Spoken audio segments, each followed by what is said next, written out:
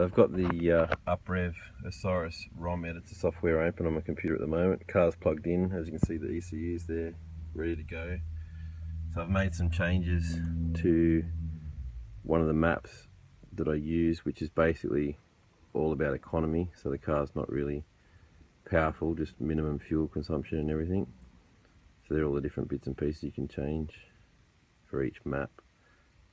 Torque management's pretty well the same. You can change each thing that you need to suit each map individually.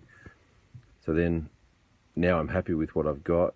I can tune it live, but I'm going to flash it to the computer, like to the car now. So you'll see over on the left here, it's now doing its thing. It'll write the software to the ECU. So that's it, that's done. So then I turn the car off, the ignition anyway. Then it'll tell me to turn it back on in a minute.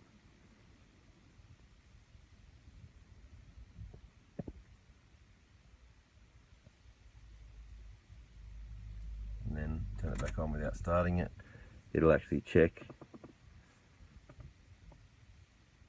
There we go. When it comes up green, that means my ECU's done. So then I come over here and I can start my car up. So at the moment it's in valet mode, which it always starts in map 1 after you've flashed it.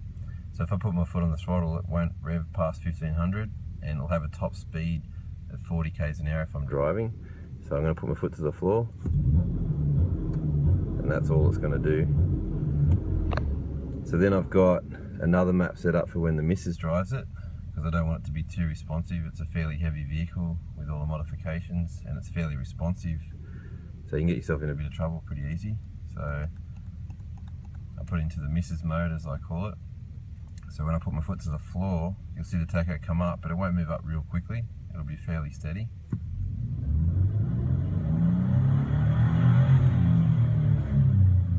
So that looks pretty damn slow, but when you're actually driving it, it gets moving.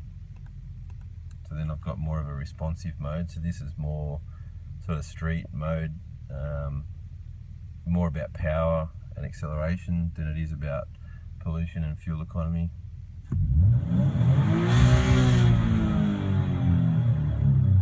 Obviously you don't need to rev it to 8,000 RPM, but it's nice to have it there if you don't want to change gears quite yet.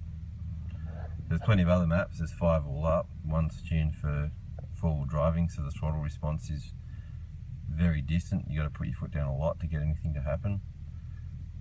It's all done basically using these simple charts. It's fairly simple to do once you know what you're doing and you've read the manual. Obviously there's a lot of stuff in there that you need a dyno before you touch it. You're just going to ruin your engine.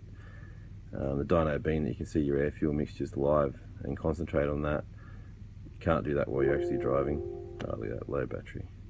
Oh.